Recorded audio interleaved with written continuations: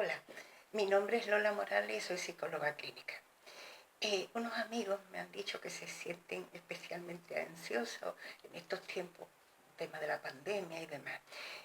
Me han preguntado si les podía recomendar algún libro, algún sitio en internet, alguna técnica, algo que les pudiese ayudar a controlar esa ansiedad. Yo he estado mirando y he visto cosas muy interesantes, pero que son más puntuales.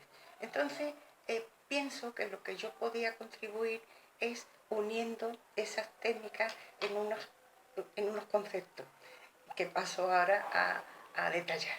Resulta que para que nosotros verdaderamente podamos controlar nuestra ansiedad, necesitamos apoyarnos en los tres sistemas de respuesta con los que nosotros nos enfrentamos al mundo, con el que reaccionamos a cualquier cosa que nos ocurre. Estos tres sistemas de respuesta son el sistema cognitivo, es decir, lo que pensamos, el sistema físico, el fisiológico, es decir, lo que nuestro cuerpo siente, y el sistema conductual, lo que hacemos, nuestra conducta. Esto se ve mejor con un gráfico. Por un lado tendríamos lo que pensamos, por otro lo que sentimos físicamente y por otro lo que hacemos. Si nosotros queremos combatir la ansiedad, pues pensando de una manera adaptativa, ¿no? De una forma quitando todo lo que nos enturbia el pensamiento, está muy bien, porque estamos poniendo de nuestra parte nuestro pensamiento, ¿no? nuestro sistema cognitivo. Pero si eso no lo apoyamos en los otros dos sistemas de respuesta, pues resulta que sí, podemos estar pensando muy bien, pero nuestro cuerpo puede estar como una moto, con lo que ya no, y si además estamos haciendo algo que no nos beneficia, pues ya estamos ahí dejando que sirve de bastante poco que nuestro pensamiento sea muy adaptado a la situación, ¿no? Y muy limpio, muy claro. Si por el contrario nosotros físicamente pues hacemos relajación, hacemos respiración, pero nuestro pensamiento está disparatado y nuestra conducta pues no nos ayuda, pues de la misma manera va a estar cojeando esta estabilidad, ¿no? Por último, si a pesar de que pensemos muy bien, de que tratemos de relajarnos y que tengamos eso más controlado, resulta que nuestra conducta pues no nos está ayudando, no está haciendo la Pascua, ¿no? Pues tampoco vamos a tener estabilidad. Entonces yo lo que quiero es dejar la idea de que nuestra estabilidad emocional, no sé, nos lo figuremos como un banquito de tres patas, ¿no? Un banco de tres patas en el que cada pata sostiene a uno de estos sistemas. Una pata a lo que pensamos, otra pata a lo que sentimos físicamente y la tercera pata, pues, lo que hacemos, la conducta, ¿no? Entonces, imaginas un banquito de tres patas en la que hay un asiento que está sujeto a esas tres patas y que a esas tres patas que le dan estabilidad. O sea, pensemos que nuestra estabilidad emocional es ese asiento, en la que a poco que alguna pata falle, el banco va a cojear. O sea, mm, nuestro equilibrio emocional pues se va a tambalear. Esa es la idea fundamental. Ahora vamos a ir viendo cada pata, cómo podemos asentarla, cómo podemos hacer que nos pueda apoyar, ¿no? Bueno, una cosa que no había comentado antes es que la interacción, estos tres sistemas, esas tres patas no son independientes, sino que influyen la una en las otras y las otras en la una, ¿no? Y entre ellas crean una emoción acorde con esto que estoy pensando, con esto que estoy sintiendo y con esto que estoy haciendo, ¿vale? Evidentemente todo va a influir, unas se van a influir a las otras y las otras a las unas, para crear un determinado tipo de emoción. Ese determinado tipo de emoción, pues si a lo que ha dado lugar es a la ansiedad es una emoción, ya sabemos, ¿eh? Una emoción que implica, pues, eso, a las tres partes. Si yo, por ejemplo, tengo unos pensamientos catastróficos del tipo de esto es horrible, esto me supera, todo el mundo sabe lo que puede hacer y yo no, no sirve de nada lo que haga, yo debería, yo tendría, bueno, ese tipo de pensamiento que yo le llamo catastrófico, ¿no? Porque realmente dramáticos, ¿eh? Pues evidentemente esa pata está ahí tambaleándose de una manera que es imposible que te dé estabilidad ya a ese asiento, ¿no? Si por otro lado yo mis sensaciones físicas, porque en el momento que tengo tensión, pues tendemos a hiperventilar, ¿no? Y a tener una reacción de tensión. Si yo tengo eso, la tensión muscular, el agobio al respirar, las palpitaciones, evidentemente esa pata está también pues inestable y va a transmitir esa estabilidad al conjunto de los demás. Si tengo una conducta desadaptativa que se centra en los pensamientos estos paralizantes, las sensaciones físicas estas que hemos comentado, de tensión y demás, o bien me los quiero quitar con alguna conducta desadaptativa, ¿no? Por ejemplo, yo qué sé, me siento muy agobiada, me voy corriendo al frigorífico y me inflo a comer todo lo que pillé, ¿no? O me abro una botella de vino y me la bebo entera hasta que ya, bueno, mira, ya estoy más calma, pero claro, evidentemente esa no es la solución. Bueno, o quien fuma, ¿no? Pues un cigarro detrás de otro, o cualquier otro tipo de conducta que digamos que no ayuda a resolver esa situación. Entonces, claro, ahí en esa interacción entre las tres patas, pues han creado la emoción de ansiedad, una ansiedad que además se retroalimenta eh, con, mm, con las demás, ¿no? Con las demás patas. Bien, por último decir que si de esta manera, que digamos que ha entrado en un modo automático, ¿no? Automáticamente he sentido algo, puede ser que lo primero que haya sentido haya sido un pensamiento de estos dramáticos, o que lo primero que haya sentido es unas palpitaciones o una tensión muscular, o que lo primero que esté es que me esté viendo que estoy haciendo algo que no creo que deba de hacer. Entonces, da igual porque por el que empiece, va a repercutir en los demás sistemas. Yo a eso le llamo el modo automático. Dejo que se descontrole automáticamente. Cuando soy consciente de que me está pasando esto, pongo lo que yo llamo el modelo manual. Quiere decir que empiezo a centrarme, da igual por dónde empiece.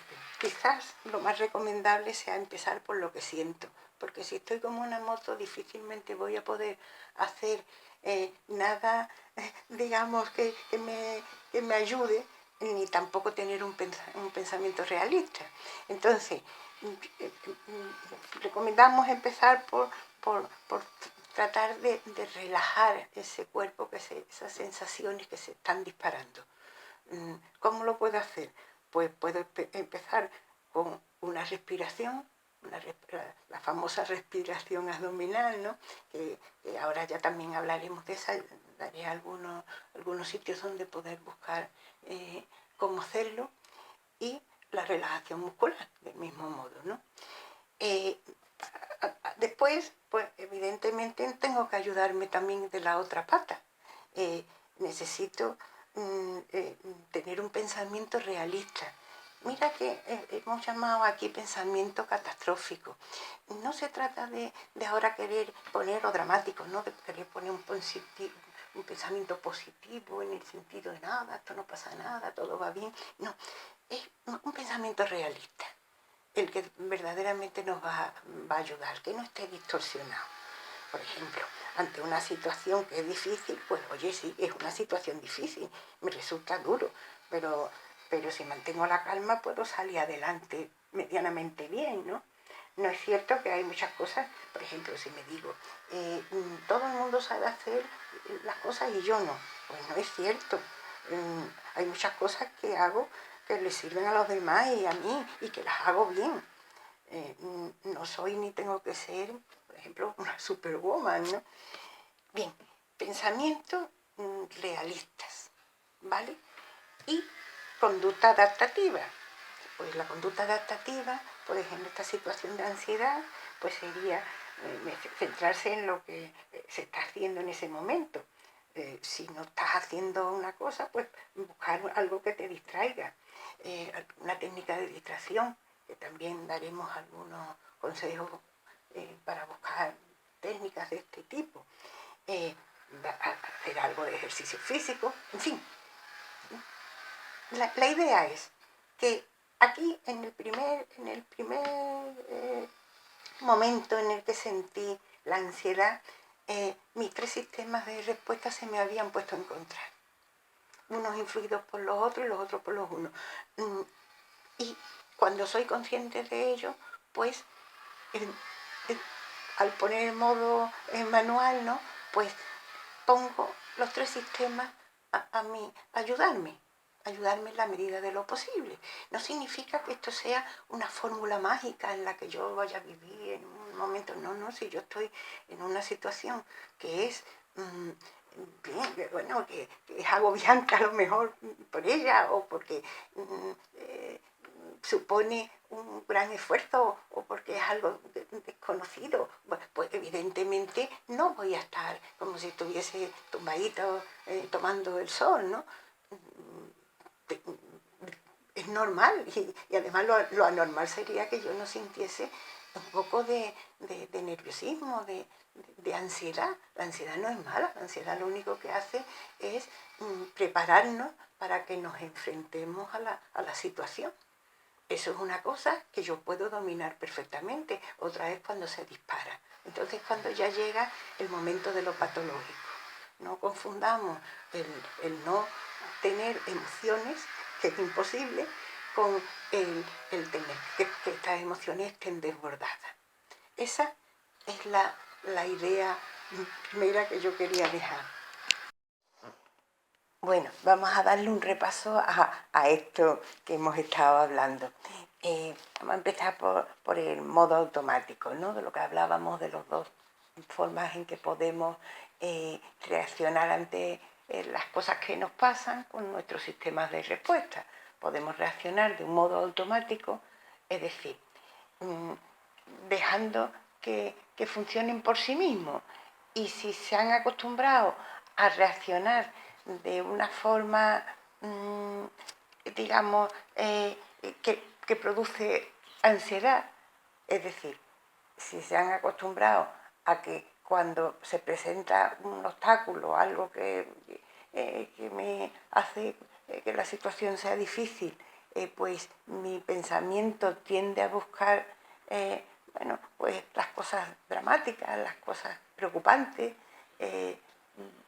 pues reaccionará así automáticamente.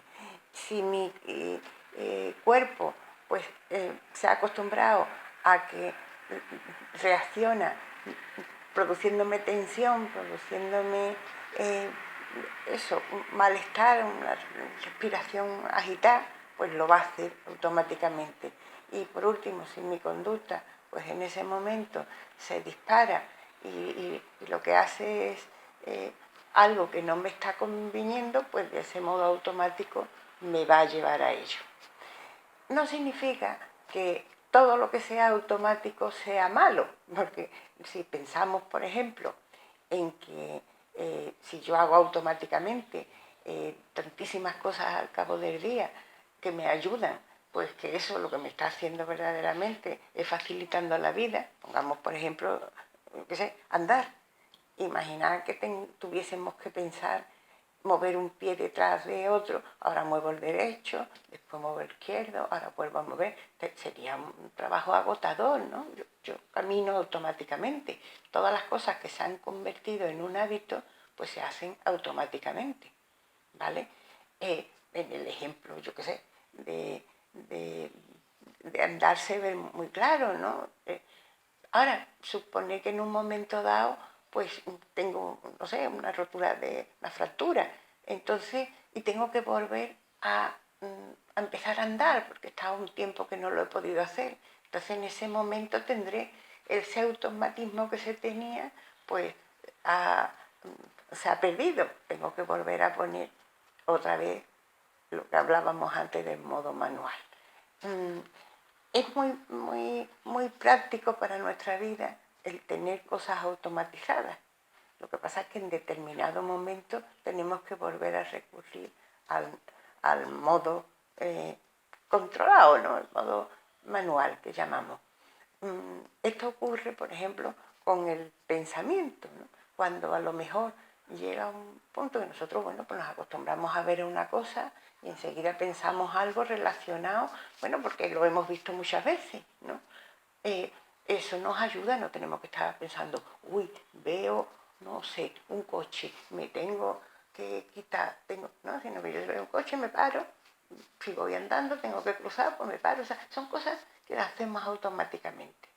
Sin embargo, en ese pensamiento que nos ayuda en el día a día, se cuelan lo que se llaman las distorsiones cognitivas. Distorsión es aquello que hace que la realidad no se vea de un modo nítido, que la modifica haciendo que se deforme, o sea, es una deformación. Es igual que cuando, no sé si habéis estado alguna vez no sé, en la feria, en los espejos estos que están distorsionados, ¿no? Pues yo veo ahí mi imagen, veo a lo mejor una cabeza muy chica, un cuerpo muy grande, al contrario, y me río, no me preocupo, porque hombre, sé que estoy viéndolo a través de un espejo que está distorsionado. Sin embargo, si yo veo mi realidad, lo que me está pasando en ese momento, a través de pensamientos distorsionados, es como si tuviera una lente que me hace que lo vea cosas que, bueno, que lo mismo que en el caso de mi cuerpo, yo sé que no es el más maravilloso del mundo, sin embargo, bueno, pues tampoco es tan horroroso como lo estoy viendo en esos espejos deformados, ¿no? Pues de la misma manera, mi realidad a lo mejor en este momento no es la más maravillosa del mundo, pero tampoco es esa cosa horrorosa que veo cuando lo miro a través de ese enfoque distorsionado, ¿no? Entonces, ahí tenemos que hacer una cosa que es como imaginemos una casa, ¿no? Yo una casa pues la tengo que mantener ordenada, limpia. Si hay cosas que ya no me sirven, pues hacer una limpieza. En fin, si hace falta hacer una reforma en alguna parte de la casa, pues la hago. ¿Sí? Los baños, la cocina, algo que ya no me está funcionando bien y tengo que modificarlo. Pues eso no significa que tenga que tirar la casa abajo, ¿no? Sino que puedo aprovechar cosas y reformar otras. Pues con el pensamiento ocurre lo mismo. Cuando se introducen estas distorsiones cognitivas, pues hay que limpiarlas, hay que hacer lo que se llama una reestructuración del pensamiento, ¿no? Y lo mismo que la casa, pues a lo mejor ya hay cosas que no me sirven, que a lo mejor en otros momentos me han servido, pero en esta actual situación mía ya no. Hay cosas que a lo mejor se han estropeado en mi pensamiento, pues tendré que hacer eso, una reforma, una limpieza, sustituir algunos pensamientos que no me están ayudando por otros más adaptativos al momento. Y eso no significa que tenga que cambiar totalmente mi forma de pensar, sino simplemente hacer una reforma en eso, una reestructuración. Para hacer esta reestructuración hay que fijarse en qué tipo de distorsión tiene el pensamiento. Se han identificado unos 15 tipos de estas distorsiones, de estas deformaciones del pensamiento. Cada uno, bueno, a lo largo de nuestra vida se nos van a presentar todas, probablemente, vamos, con toda seguridad, pero somos más tendentes a caer en algunas concretas. Las que más normalmente se caen pues son, por ejemplo, en el filtraje. El filtraje es una distorsión que consiste en, como si tuviese un gran colador, pues yo filtro la realidad, lo que me va ocurriendo, pero solo me voy quedando con una parte. ¿Bien? Entonces, esa parte, si lo que yo me fijo es lo negativo, en lo preocupante, en lo que en ese momento no está funcionando, pues va a teñir toda mi realidad de eso, no siendo así, ni mucho menos, pero es como eso, también una focalización, focalizo en eso, en el aspecto negativo, en el preocupante, en lo que creo que no va bien. Es como si encendiese un escenario, imaginemos un escenario oscuro en el que un haz de luz enfoca una parte, parece que lo demás no existe, solamente esa parte que está enfocada. Entonces, si eso que enfocamos, pues ya decimos, es lo negativo, pues resultará que parecerá que solo existe eso. Cuestión de encender luces en nuestro pensamiento y ver que hay más cosas en esa realidad nuestra, ¿vale?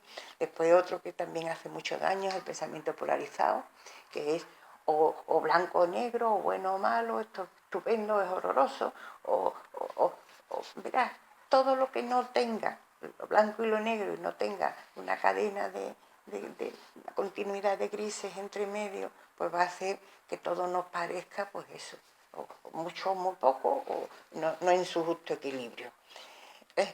La interpretación del pensamiento de los demás también es una cosa que nos hace mucho daño, porque si por alguna cosa, algún gesto, alguna palabra de otra persona, pues nosotros pensamos que está pensando de mí que soy idiota, piensa que no sé hacer las cosas, piensa que, yo qué sé, piensa, si lo que pensamos es que piensa algo malo, pues entonces nos va a predisponer a tener una conducta pues realmente mala con esa persona o con nosotros mismos, ¿no? Algo malo me refiero en el sentido de que no nos hace bien, patológico. Entonces, eso lo vamos a tratar también luego, con los tipos de conducta y demás.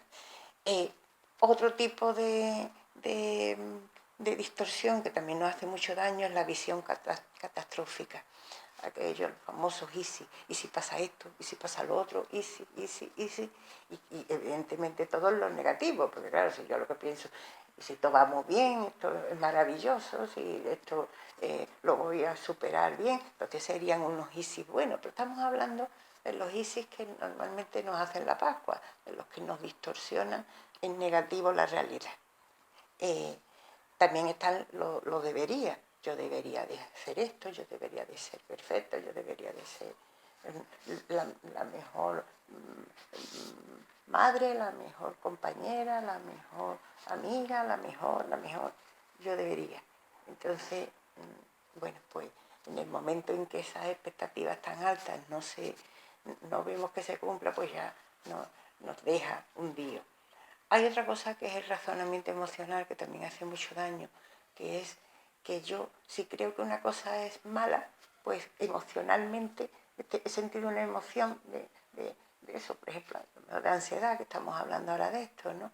Pues ya pienso que eso es esa circunstancia, eso que está ocurriendo, es de por sí algo que me sienta mal, que me va a hacer daño, y no me paro a reflexionar si realmente eso es así, a pensarlo, sino simplemente he sentido una cosa y ya me he dejado guiar por ese sentimiento. Otra cosa que también nos hace mucho daño es el querer tener razón siempre, ¿no? Hay muchas veces que nos empeñamos en posturas, bueno, pues esto es lo que yo pienso, no sé qué, sin ver a lo mejor las razones de los otros. Bueno, le digo, hay como unas 15 tipos de distorsiones en los que vamos cayendo. Unas veces a lo largo de nuestra vida más en uno, otras en otro, en fin. Se trata pues de reformar, de reestructurar ese pensamiento que está cayendo automáticamente en esas distorsiones. Es cuestión en fin, de estar atento y ver cuando te encuentras mal anímicamente, busca que vas a encontrar siempre una distorsión en ese pensamiento. A lo mejor, como decimos, no es lo más maravilloso del mundo, pero tampoco eso que estás viendo tan horrible, ¿vale? Bueno, explicar ahora lo que se refiere al sistema físico, fisiológico, a lo que nuestro cuerpo siente, ¿no? Primero querría explicar, probablemente sea algo que ya conocéis, lo que es la respuesta a lucha-huida. La respuesta a lucha-huida es un sistema que traemos desde que nacemos. Es una reacción de nuestro cuerpo totalmente automática a una señal de peligro. Cuando percibimos un peligro, pues nuestro cuerpo nos dota inmediatamente de una capacidad superior para poder salir con éxito de ese peligro. Eso está muy bien, porque además es una cosa que se instauró pues, desde el principio de los tiempos en nuestro cerebro como posibilidad de salir con éxito de, por ejemplo, el ataque de un animal o de algún tipo de peligro físico. Ya digo, es algo muy bueno para sacarnos de un peligro físico. Imaginar, yo qué sé, que vemos ahora mismo, bueno, antiguamente sería las cuevas que llegaba el depredador que te quería comer, ¿no? Pero ahora, traducido en nuestro momento, en nuestra sociedad, pues yo qué sé, imaginar que viene un coche a toda velocidad, que viene para nosotros, en dirección a nosotros. Bueno, pues rápidamente yo no tengo que pensar qué es lo que tengo que hacer, porque entonces me pillaría, sino que yo rápidamente, mi cuerpo, mi cerebro me dota de una energía física mucho mayor que la que tengo habitualmente, aportándome adrenalina y oxígeno extra, y me saca de ese peligro, porque me puedo poner como los mejores coches, ¿no? Coches de 0 a 100 en fracciones de segundo. Mientras que si yo no tuviese ese aporte, pues resultaría que cuando reaccionara y pensara tranquilamente en lo que tenía que hacer, pues ya estaba pillado. Entonces, eso es muy adaptativo para un peligro físico. Pero si el peligro que yo percibo es un peligro psicológico, del orden, yo qué sé, de todo el mundo sabe lo que tiene que hacer y yo no, todo el mundo lo hace bien y yo no, esto no funciona, esto es horrible, pues mi cerebro percibe ese peligro, no distingue si es físico, si es psicológico, si me manda el mismo aporte de adrenalina, de oxígeno extra. Claro, eso hace que yo tenga un subidón en el cuerpo y empiece a notar las sensaciones físicas que van a acompañar a los momentos en que me pongo tensa, que es esa tensión muscular, esa eh, esa respiración agitada. Entonces, claro, es consecuencia de la respuesta de lucha-huida. En ese momento es cuando yo tengo que darle las gracias al cerebro, si me he dado cuenta de que el peligro no es algo que yo tenga que salir corriendo o luchando, pues se llama respuesta de lucha-huida, sino que lo que tengo que hacer es todo lo contrario, es relajarme para poder salir adelante bien en esa situación. También tenemos en nuestro cerebro, nos puede dotar de endorfinas, que son unos tranquilizantes naturales que tenemos. ¿Cómo conseguimos esos tranquilizantes? Pues mediante hay dos técnicas que funcionan perfectamente, que son la respiración abdominal, la famosa respiración abdominal, que es una respiración lenta en la que dejamos que el aire entre y haga su función y lo expulsamos lentamente, y la relajación muscular. La relajación muscular consiste, pues eso, en que los músculos que se habían tensado por medio de la respuesta de lucha-huida, pues vuelvan otra vez a su normalidad. Eso nos va a ayudar mucho más a resolver una situación si el peligro que percibimos es psicológico, que si estamos como una moto. Ten en cuenta que a lo mejor podemos estar sentados en el sillón y estar sintiendo la respuesta de lucha-huida. No nos sirve para nada. En ese momento lo único que nos está es haciendo la Pascua, porque no nos permite pensar tranquilamente ni que nuestro cuerpo esté relajado. Entonces, es lo mismo, yo que sé, que si un coche tú lo tienes parado y lo tienes pisado el acelerador al máximo, está realmente, pues eso, en una aceleración enorme y no está gastando pues ese combustible, ¿no? Pues del mismo modo nosotros pues tenemos que darle las gracias, vuelvo a decir, al cerebro por querer protegernos, pero decirle, bueno, ahora mismo lo que necesito es lo otro. Tengo que volver a recurrir otra vez al modo manual, al modo controlado, ¿vale? No al automático que me ha salido. Al igual que ocurre con los otros dos sistemas de respuesta, con el cognitivo y con el físico-fisiológico, con el sistema de respuesta conductual también podemos hacer que trabaje a nuestro favor.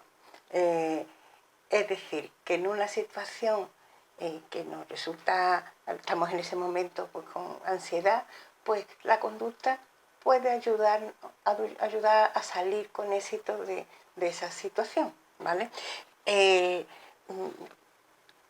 Hay una técnica que es muy simple, que es la de centrarse en lo que se está haciendo en ese momento. O sea, si en fin, el momento ese de ansiedad me pilla trabajando, pues centrarse en lo que se está haciendo.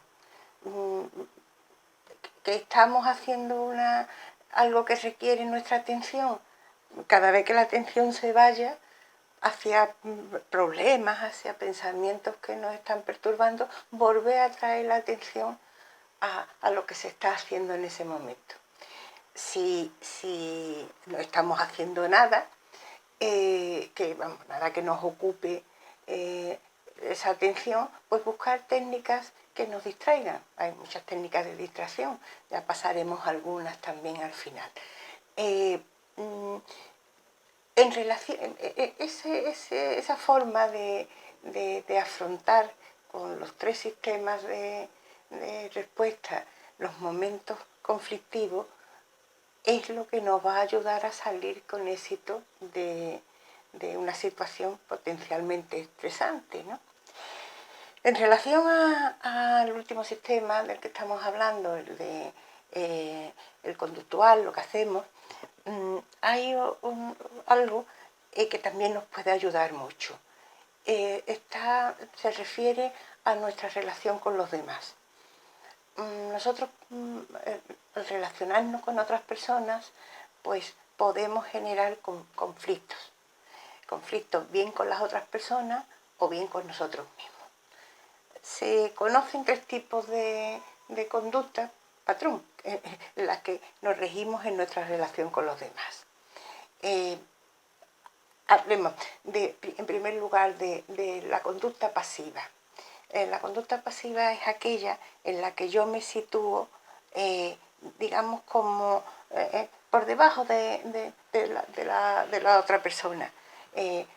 Acepto sus opiniones, sus condiciones, sus deseos, sin yo, si no estoy de acuerdo con ello, pues dar mi opinión, sino simplemente por caer bien, por miedo a ser rechazado, por lo que sea, pues resulta que me sitúo en ese nivel más bajo. Eso se llama conducta pasiva.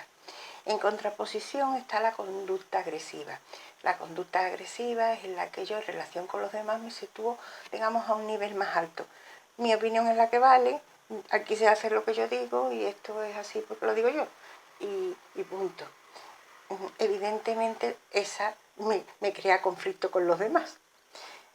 Las dos conductas son desadaptativas. porque además ocurre una cosa. Si yo tengo una conducta pasiva en la que voy aguantando, esto no me parece bien, pero bueno, por no tenerla, esto, pero bueno, anda. Llega un momento en que se produce el efecto muelle. Es decir, voy como, imaginemos un muelle que yo voy ahí aplastando, hasta que está ya tan aplastado que pega un muellazo y salta para el otro extremo, es decir, para la conducta agresiva. Por eso muchas veces cuando vemos a alguien que ha estallado de una manera, dice, bueno, pero la situación no lo requería. Sin embargo, para esa persona es muy probable que lleve almacenando, con o sin razón, muchas cosas que no estaban, con las que no estaba de acuerdo. Entonces, si esas cosas no se hablan, si nos aguanta, pues se puede saltar al otro extremo fácilmente, en el momento que ya se ha tensado tanto la situación que no.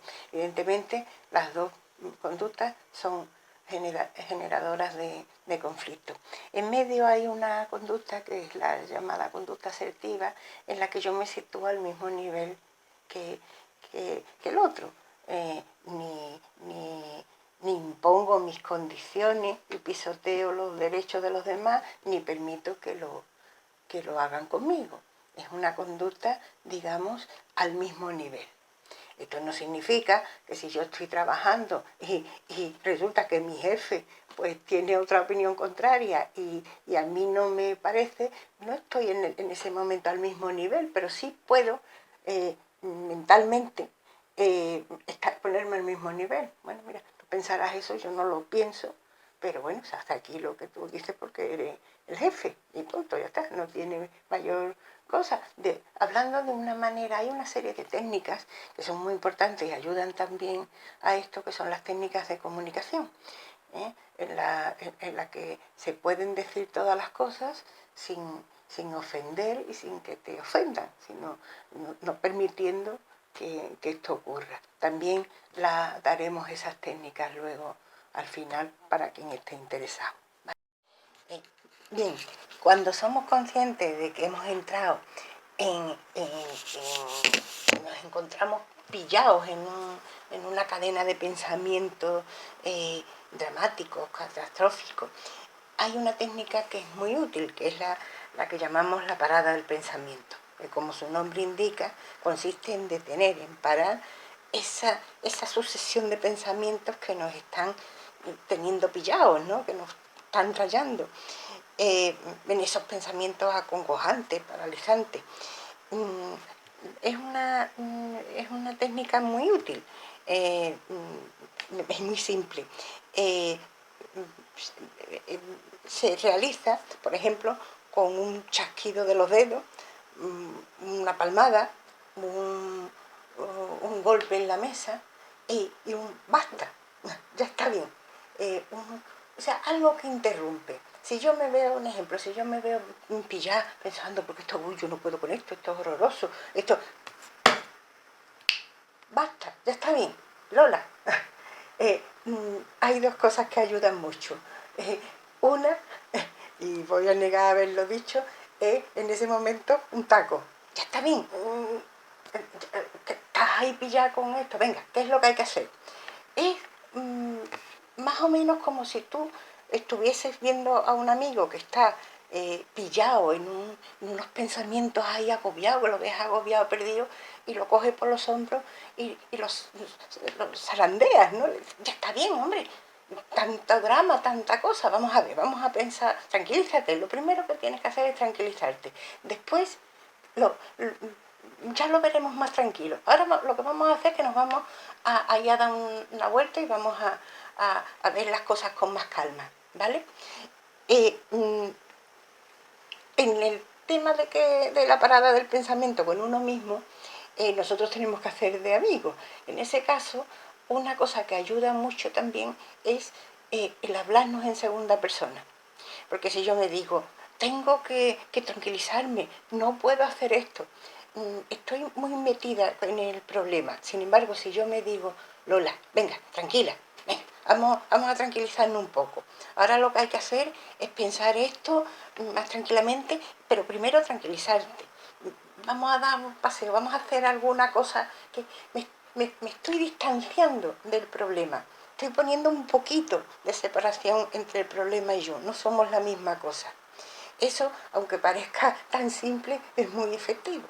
Entonces, unir la parada del pensamiento a unas autoinstrucciones, que en este caso son estas instrucciones que me doy a mí misma y que las realizo en segunda persona. Esto, una vez que se habitúa, sale muy fácilmente. Evidentemente va unido porque esto es una parada en el sistema cognitivo, que está ahí rayado dándole vueltas a una idea que lo mantiene pillado, ¿no? Si a esto le uno pues la ayuda en el sistema físico, ¿no? Que es, pues voy a hacer una respiración en ese momento, me voy a tranquilizar con ello. Y también lo ayudo con el otro sistema, el conductual, voy a hacer una actividad que requiera mi atención, pues va a ser mucho más efectivo. Bueno, he explicado más o menos cómo darle un poco la vuelta a la situación y de los 3 sistemas de respuesta que se nos habían puesto a hacernos un poco la Pascua, pues volverlos a reconducir para que nos ayuden, nos sirvan de soporte para salir de situaciones estresantes, de ansiedad, agobiantes. Realmente pues ya vemos que podemos trabajar con cada uno de estos sistemas. Hay una cosa importante. Hay que procurar que no haya disonancia entre estos 3 sistemas de respuesta. La disonancia es que cada uno vaya por un lado. Evidentemente, vamos a poner un ejemplo. Imaginemos que yo pienso que es mi obligación hacer algo y no la hago. Es decir, mi pensamiento, mi sistema cognitivo va por un lado y mi conducta va por otra. Eso evidentemente es una situación que me crea malestar, que me crea ansiedad. Tendré que trabajar y ver con cuál de las dos posiciones de los sistemas estoy más de acuerdo, cuál es más sano. Por ejemplo, si pienso que algo es mi obligación, pues a lo mejor tengo que preguntarme, ¿es verdaderamente mi obligación? ¿Soy yo quien tiene que hacer esto? ¿O corresponde a otras personas y lo estoy asumiendo yo? Entonces, mi conducta es acertada porque no lo estoy haciendo si pienso que corresponde a otras personas. Si por el contrario pienso que sí, que debo de hacerlo yo, pues entonces tendré que cambiar la conducta, tendré que hacerlo. O sea, los dos sistemas, estos que están enfrentados, tienen que llegar a un acuerdo. Porque si no, el banco, las patas se ponen totalmente inestables, ¿vale? Evidentemente para eso tendré que ayudarme pues del sistema cognitivo, ¿no? Ver si en mi pensamiento hay alguna distorsión. Entonces, pues tratar de limpiar eso que está distorsionado, ¿vale? Por ejemplo, en el caso este que poníamos, pues a lo mejor hay una distorsión de un debería. Yo debería de hacer esto, yo lo debería de hacer todo. Oye, a lo mejor no es así. Entonces habría que quitar, que reformar ese pensamiento, ¿vale? Todo eso ha ayudado también con el otro sistema. Aquí hemos hablado del sistema cognitivo, de lo que pensamos y del conductual de lo que hacemos, pero evidentemente por medio está también nuestro cuerpo. Entonces habrá que relajar nuestro cuerpo, habrá que tranquilizarlo para que tome la decisión correcta.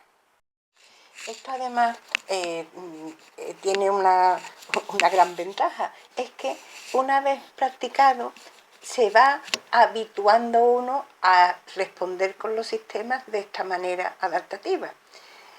y termina en convertirse en algo que sale automáticamente. O sea, mirad, hemos pasado de automáticamente entrar en un sistema en que los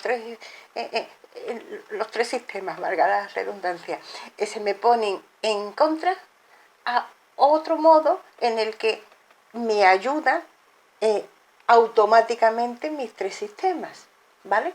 Entonces, es importantísimo el darse cuenta de que a lo mejor en un principio, oye, uy, siempre voy a tener que estar pensando esto y otro. No, va a llegar un momento que lo mismo que se había habituado de una manera, digamos, patológica a entrar en una ansiedad que no sana, pues a base de habituarnos a esto vamos a conseguir que automáticamente nuestro cuerpo, nuestra mente y nuestra conducta se pongan a ayudarnos a salir de la situación, ¿vale? Es también importante si por ejemplo hay una cosa que tenemos que resolver, un pensamiento en el que nos vemos que estamos pillados, pero que es algo que nos agobia y que queremos resolver. Pero que en ese momento, si no estamos lo suficientemente relajados, suficientemente tranquilos, con la mente abierta para poder resolverlo, no lo vamos a poder. Al contrario, lo que vamos a estar es en ese rayamiento del que hablábamos.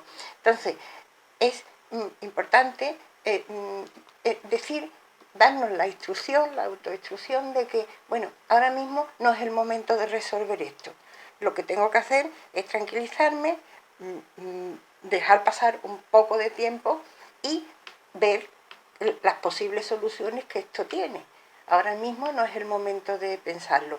No es decir, esto no puedo pensarlo, esto no. No, es simplemente posponerlo un poco. También funciona muy bien. Para finalizar, hay unas ideas clave que nos servirán mucho para el control de la ansiedad. En primer lugar, yo sitúo el sentido del humor. El sentido del humor es una válvula de escape. Es una manera de que nuestras tensiones se disuelvan, desdramatizar. O sea, si la risa es incompatible con la dramatización. Llega un momento que a lo mejor estoy tan metido en mi problema, si soy capaz de salirme y relativizarlo, ver que en realidad, si no fuera porque lo estoy pasando tan mal, pues incluso para reírse de esa situación, eso es un bálsamo para cualquier situación de ansiedad. Eso no significa que yo no me tome las cosas en serio. Cuando estoy en el trabajo, cuando estoy en relación con los demás, las cosas son serias. Pero lo otro no es que no se le eche cuenta, no es que se le quite importancia, no. Es que se enfoca desde otro punto, aun sabiendo que la cosa puede ser importante, no se le quita un ápice de importancia. Es simplemente que se le dramatiza, ¿vale? Es muy importante cultivar el sentido del humor, que nos va a sacar de muchísimo apuro. El tener un grupo con el que tú te rías, con el que puedas cambiar, eso es una evasión perfecta. Y si no, bueno, pues buscar tú la manera de eso, de desdramatizar, de hacer que las cosas, pues ponerlas desde un punto de vista menos eso. Precisamente aquí entra mucho en juego la distorsión, esa distorsión que nos hacía verlo todo tan horrible, ¿no? Y bueno, hacemos ahí como un juego, es importante eso. Otra cosa importante a tener en cuenta es que no hay dos personas iguales, cada uno somos únicos, esto se dice mucho, pero no nos paramos a pensarlo, es cierto. Evidentemente, cada uno es único en su forma de poder hacer frente a las cosas, en sus capacidades, ¿vale? Esto no significa ni que uno sea mejor ni que otro sea peor, sino simplemente que somos distintos. Imaginemos, por ejemplo, eso se ve bastante bien, en dos corredores. Uno es de velocidad y el otro es de fondo. Son dos atletas magníficos, ambos, pero cada uno tiene unas características y unas habilidades distintas. Uno puede correr rapidísimamente durante poco espacio de tiempo y otro, sin embargo, puede correr más lentamente, pero durante mucho más tiempo.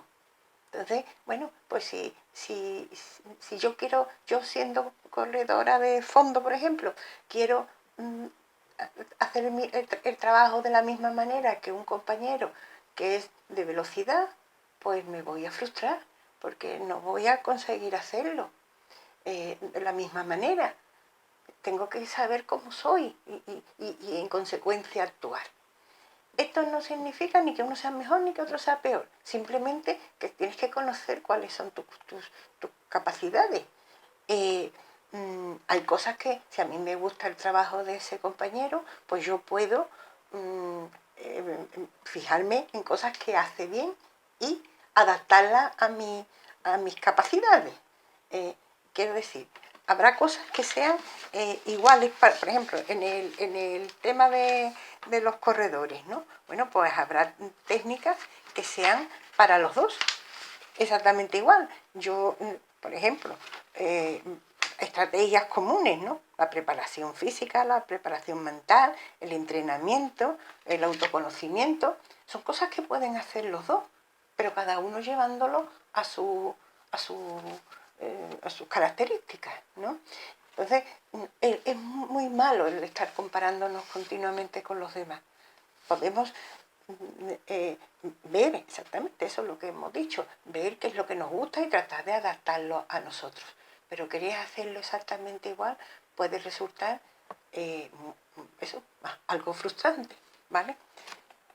Bien, hay otra cosa que me gustaría comentar con respecto a los momentos en los que estamos especialmente ansiosos, agobiados por situaciones. En esos momentos cuando más necesitamos ser amigos de nosotros mismos. Nosotros cuando estamos con alguien que queremos, un amigo, con un familiar, con alguien que queremos y lo vemos agobiado, pues evidentemente no se nos ocurre machacarlo, ¿no? Sino que le damos ánimo, bueno, eso tampoco tiene una importancia tan grande. Venga, lo que tienes a lo mejor que hacer es descansar, en fin, le das un consejo, lo comprende. Si se ha equivocado, pues bueno, pues lo habrás hecho lo mejor que has podido, ¿no? Si, en fin, ya por lo menos ha servido de aprendizaje, en fin, algo que no hunde a esa persona, sino que le ayuda pues, a salir de esa situación. Sin embargo, muchas veces con nosotros mismos no actuamos de la misma manera, sino que nos machacamos, ¿no? Parece mentira, eres tonta, no lo haces esto bien. Esa no es una postura en la que, porque con las demás personas vamos a poder estar o no estar en algún momento. Sin embargo, con nosotros mismos vamos a estar siempre. Luego más vale que seamos los mejores amigos de nosotros mismos. En eso hay que trabajar, ¿vale? Hay dos conceptos que no me gustaría terminar sin hablar de ellos. Uno es el concepto de flexibilidad. Para poder resistir en las situaciones de agobio, de ansiedad, tenemos que ser flexibles. Si somos rígidos en nuestras conductas, en nuestro pensamiento, en nuestra posición, pues podemos terminar quebrándonos. El ejemplo más claro es el que se pone del roble y del junco, ¿no? El roble es muy resistente, muy fuerte, muy duro, pero como venga una racha marda, termina quebrándose. Sin embargo, el junco es mucho más flexible. Viene un temporal, entonces se pliega, se relaja y pasa. Cuando ya ha pasado, pues vuelve otra vez a su posición. De esta manera, con esto en la cabeza, pues es como realmente tenemos que actuar, tenemos que tener flexibilidad, porque si no, realmente nos quebraremos como el roble, ¿vale? En eso hay que ser junco. El otro concepto relacionado es el margen de incertidumbre.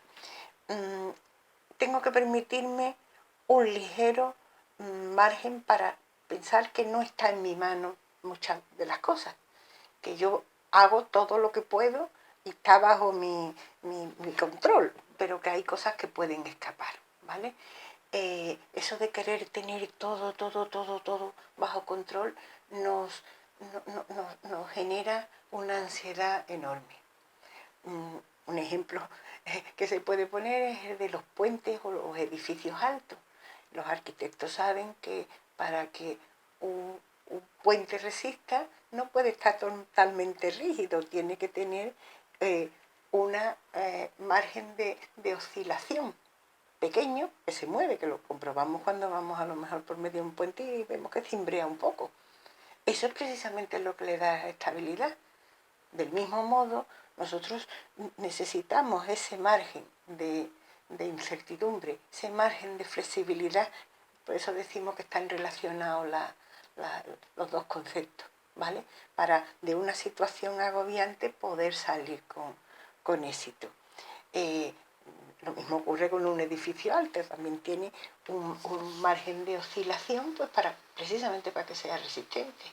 Pues de la misma manera nosotros necesitamos tener eso, el poquito de dejar que todas las cosas no están bajo nuestro control y que bueno, que tampoco tenemos esa capacidad, ¿vale? Y con eso pues vivir a gusto y sabiendo que lo que sí puedo controlar, pues lo controlo. Eso no significa que me despreocupo. Bueno, como otras cosas no están bajo mi control, pues yo ya no hago nada. No, yo hago las cosas como tengo que hacerlas.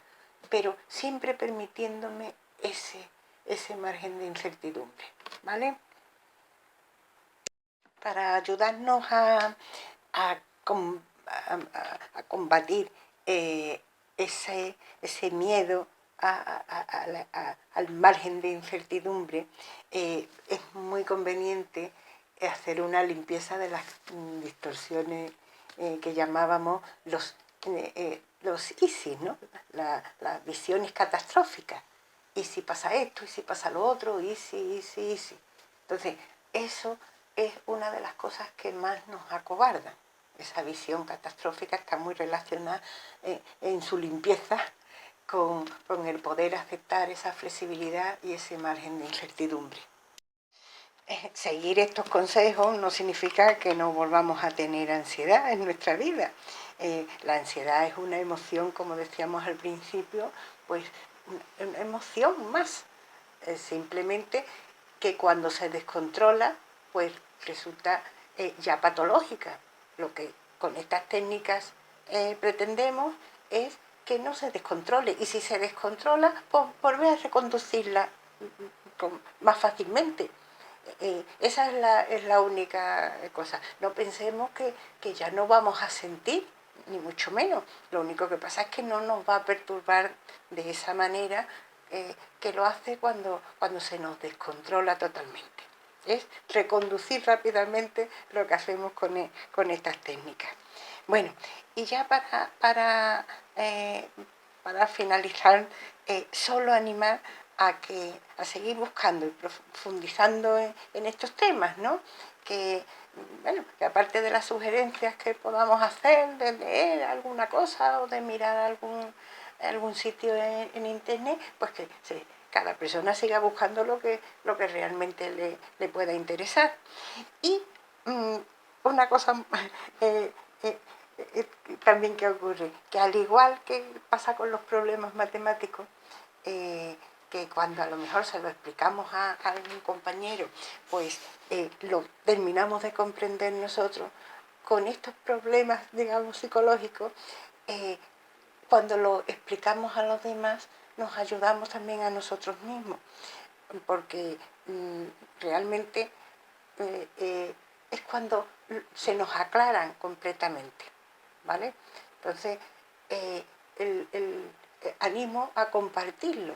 Al explicarlo, estás ayudando a otras personas y te estás ayudando a ti mismo también a completar en tu cerebro esas ideas.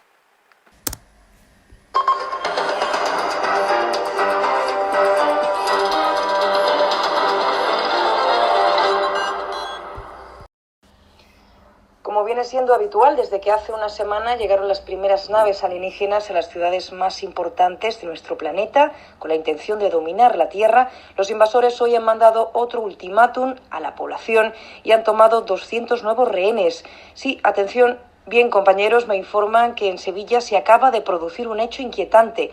Conectamos con nuestro compañero Pablo Bueno para que nos informe desde la capital andaluza. Sí, compañero, desde hace aproximadamente 10 minutos ha irrumpido en las calles de la capital hispalense un descomunal gigante. Hemos hecho indagaciones y al parecer se trata de Godzilla, un enorme dinosaurio mutante. Se dirige hacia el centro de la ciudad. En estos momentos se ve cómo va dirección a la Giralda y por lo que nos informan va sembrando a su paso el pánico entre los ciudadanos, que lo contemplan atónitos y huyen aterrorizados. Bien, compañero, buen trabajo. Estaremos contigo de nuevo dentro de unos minutos. Ahora damos paso a nuestra enviada especial a la marcha zombie, Inma García. Inma, infórmanos, por favor, de las últimas novedades de la marcha.